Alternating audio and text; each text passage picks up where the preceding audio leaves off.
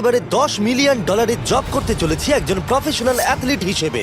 আর আমি দেখাতে চলেছি এইটা আর $2 লাখ অ্যাস্ট্রোনটের কাজের মধ্যে পার্থক্য। এটা দুর্দান্ত। আর $1 লাখ দেওয়া হয় ডাইনোসরের হাড় খুঁজে বার করার জন্য।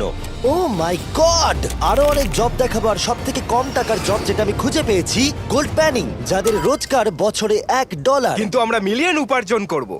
একদমই নয়। বেসিক্যালি গোল্ড প্যানাররা এটার মধ্যে প্রথমে মাটি দেয়, তারপর জলের মধ্যে এটাকে নাড়াচাড়া করে, তার ফলে গোল্ড ফিল্টার্ড হয়ে নিচে পড়ে যায়। কিন্তু এটা সহজ নয়, কারণ 5 ঘন্টা খোঁজার পরেও আমি সত্যি বলতে কিছুই পাইনি। ও বয়েজ, আমি গোল্ড পেয়েছি। এই ছোট্ট জিনিসটার মূল্য কত হবে? এটা হবে 2 সেন্ট। আমি এটাই বলতে চেয়েছিলাম। সারা বছর এই কাজটা করে তুমি মাত্র $1 রোজগার করবে, কিন্তু সৌভাগ্যবশত আমরা সেই জব করতে চলেছি যেটা করে বছরে $10 মিলিয়ন রোজগার করা যায়। কিন্তু প্রথমে দেখা যাক যে কাজ করে মানুষ বছরে $1 লাখ রোজগার করতে পারে। মিউজিয়ামের জন্য ডাইনোসরের বোন খুঁড়ে বার করা। আর হ্যাঁ, এগুলো ফেক, কারণ ওদের অস্তিত্ব আর নেই। এটা হলো আমাদের কাজ করার জায়গা। এগুলো কি সত্যি ডাইনোসরের বোন? হ্যাঁ একদম, আমি এখানে 17 বছর সত্যি? ধরে রয়েছি, আর আমি আমার কেরিয়ারে যত ধরনের বোন দেখেছি তার মধ্যে এটা সব থেকে বড়। এটা হলো থাই বোন, এই যে এখানকার, আর এটা 4 ফুট লম্বা। উদাহরণ হিসেবে এই যে একটা ডাইনোসর, তার সমান হলো 6টা কালকে ওপরে ওপরে দাঁড় করিয়ে দেওয়া। আমার হাইট 6'5". এগুলি মূলত মিনি জ্যাক হ্যামার। এই তো ভালোই করছো। ওর কোনো আইডিয়াই নেই ও কি হ্যাঁ, করছে। ওর কোনো আইডিয়াই নেই। আশ্চর্যের বিষয় হলো এটা করতে গিয়ে আমরা ভয় পেয়ে যাচ্ছিলাম। উপস। একটু সাবধানে। কাজটা একটু এগোতে আমাদের 5 ঘন্টা সময় কেটে গেল। তারপরে এক্সপার্টের সাহায্য নিয়ে আমরা কাজটাকে মোটামুটি এগোতে পারলাম। আমার গোটা কেরিয়ারে দেখা এটা হলো সব থেকে বড় একটা বোন। আর তুমি চাও এটাকে আমি আর কাল টাচ করি? একদম। যদি আমরা এটাকে খারাপ করে দিই? যশ, এটার ওয়েট কত হবে? মোটামুটি 2250 পাউন্ড? হ্যাঁ। এর ওজন তো নোলানের মায়ের 10 ভাগের 1 ভাগ। ও মাই গড, এটা তো দারুণ। এখন যেহেতু এই হাটটা এতটাই প্রাচীন, তাই আমরা এটাকে তোলার আগে ভালো করে সংরক্ষণ করলাম, না হলে এটা দুটুকরো হয়ে ভেঙে যেত। আশা করবো তোলার সময় এটা ভেঙে যাবে না। 1 2 3 Three. খুব ভালো। এদিকটা নিয়ে এসো। খুব ভালো। এই প্রথমবার কোনো মানুষ এটাকে বয়ে নিয়ে যাচ্ছে। একজন ইউটিউবার ডাইনোসর বোন নিয়ে যাচ্ছে। টেবিলের সামনেটা নিয়ে চলো। ঠিক আছে। 1 2 চলো। এই তো খুব ভালো। কাল তোমার হাতটা দেখবে। বিশ্বাস করবে কিনা জানি না, কিন্তু এই ডাইনোসর বোনটা তার জায়গা খুঁজে নিল একটা মিউজিয়ামে। আর যেহেতু মিউজিয়াম খুবই বোরিং হয়, তাই আমরা চলে গেলাম $2 লাখ জবে, নাসাতে অ্যাস্ট্রোনট ট্রেনিং। আর আমার প্রথম মিশন হলো একটা অফিসিয়াল লুনার রোভার চালানো। এটা নিশ্চয়ই একদিন চাঁদে থাকবে। হ্যাঁ, এটাতে করেই একদিন আমরা চাঁদে ঘুরে বেড়াবো। ওরা আমাকে কেন এটা চালাতে দিল? দরজাটা খোলো। আমি এটাকে কি করে চালাবো? ওই স্টিকটাকে সামনের দিকে করো। এক্ষুনি? হ্যাঁ, করো, সামনের দিকে করো।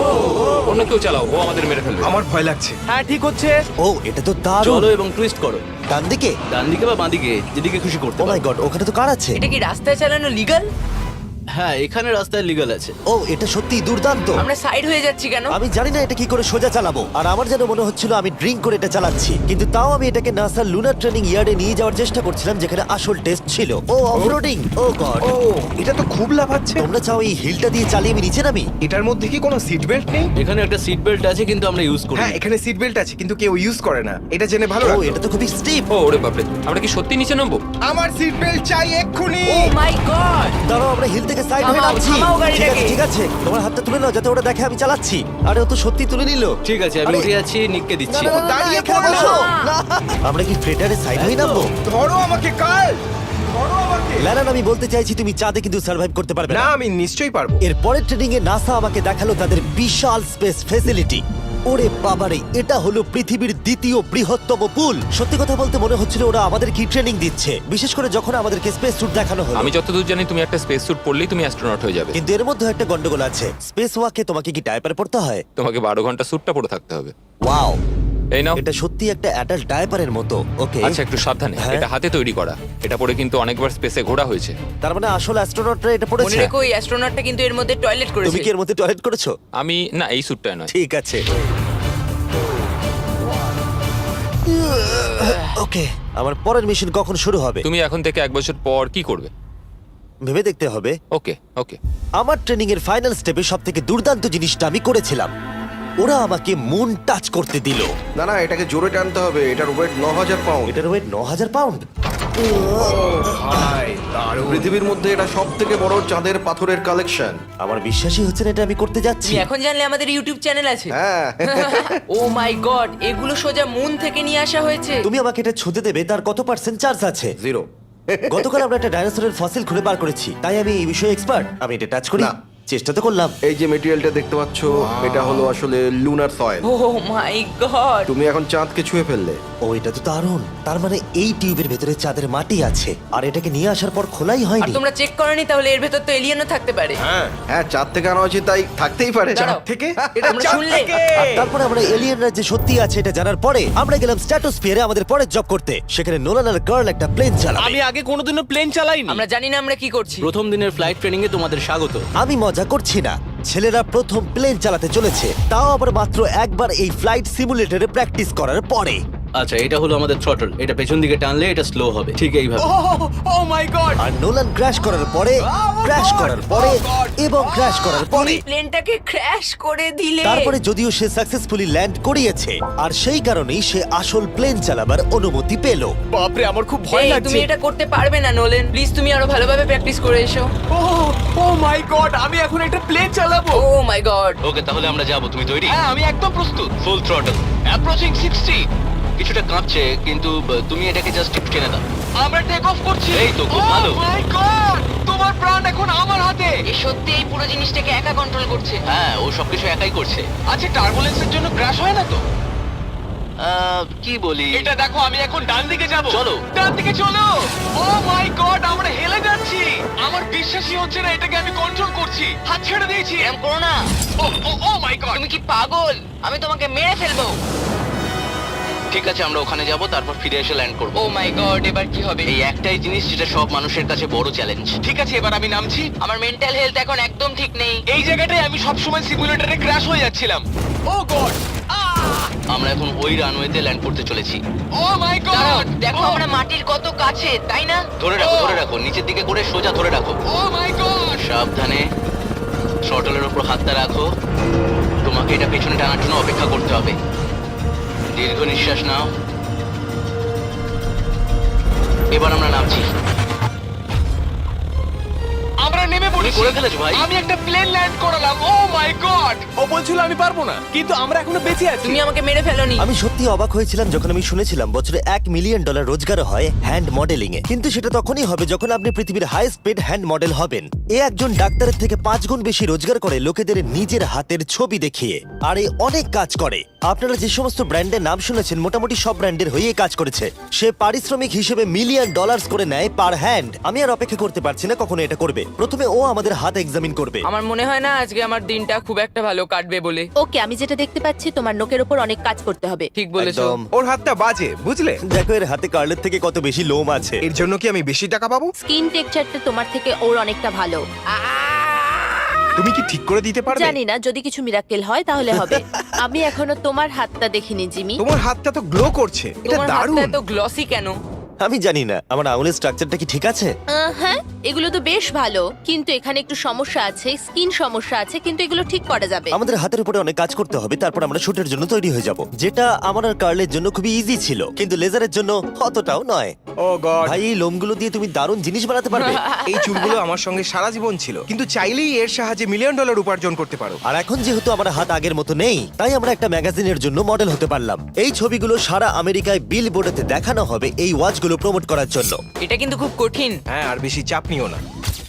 ওকে, মানে ঘড়িটাকে দেখতে ভালো লাগছে।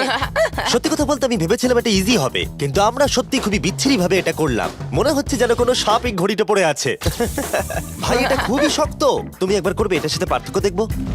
ও কি দুর্দান্ত। তোমার হাত নড়েনি তাই প্রোডাক্টটা দারুণ দেখা যাচ্ছে। ভালো মডেল হওয়া মানে একটা ঘড়ি পরে নিলাম তাই নয়, মাঝে মাঝে মডেল হিসেবে তোমাকে অদ্ভুত জিনিসও করতে হয়। তুমি ভয় পাচ্ছ কেন? কারণ অফ ক্যামেরাতে হাতে একজন সাপ আরে ধরে ভয় পাওয়ার আছে। কি আছে? চিন্তা করো না কার্ল, চিন্তা করো না। ওর হাতটা এখানে রাখো যাতে ওর মাথাটা একটু সাপোর্ট পায়। হ্যাঁ একদম। এর মাঝে আমি একটা জিনিস ঢোকাতে চাই, সেটা হলো ইমোর্টালস অফ অ্যাভিয়াম। এর এই ভিডিওর স্পন্সর। একটু এখানটা ধরো। হ্যাঁ ঠিক আছে। এখন এই মডেলিং করছে একটা ওয়াচ, একটা স্নেক আর এই গেমটার। ও এটা দেখো, এটা দুর্দান্ত লাগছে।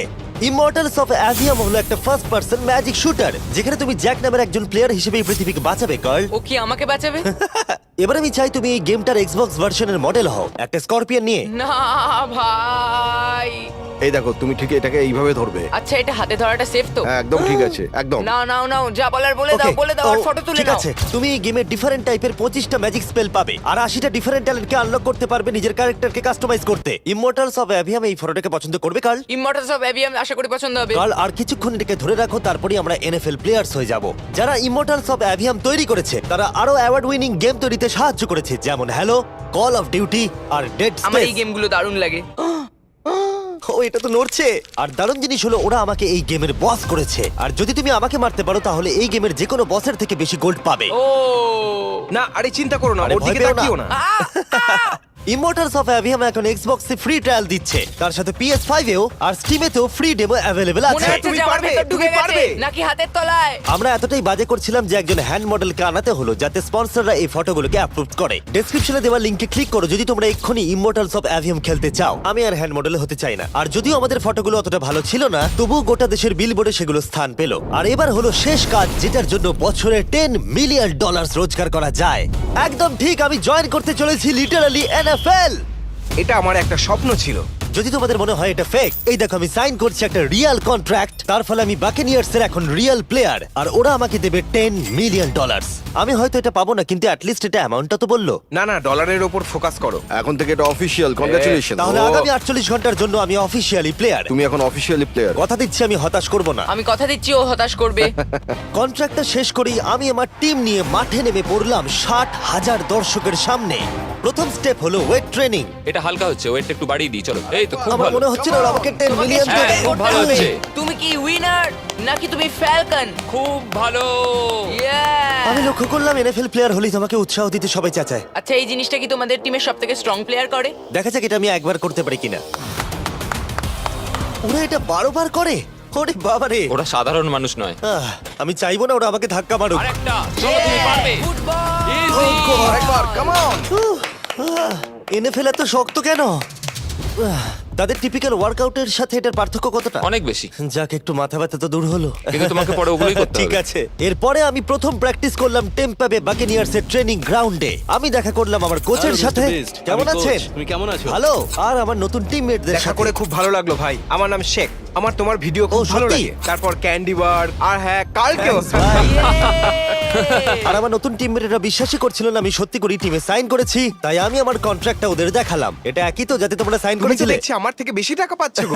আমাকে এত কিন্তু তুমি দেওয়া হয় পড়লে না। দেখতে পাবে 48 ঘন্টার মধ্যে ক্যান্সেল না করলে কিন্তু ও, আমরা ক্যান্সেল হ্যাঁ। করে দেবো। দেখো এখানে যদি আরো আমি অনেক সঠিক কিছু বলি। লেখা আছে। যাই হোক অফিসিয়ালি তুমি এখন আমি আমাদের জানি, টিমে। Thank you. কিন্তু আমার অন্য তোমাকে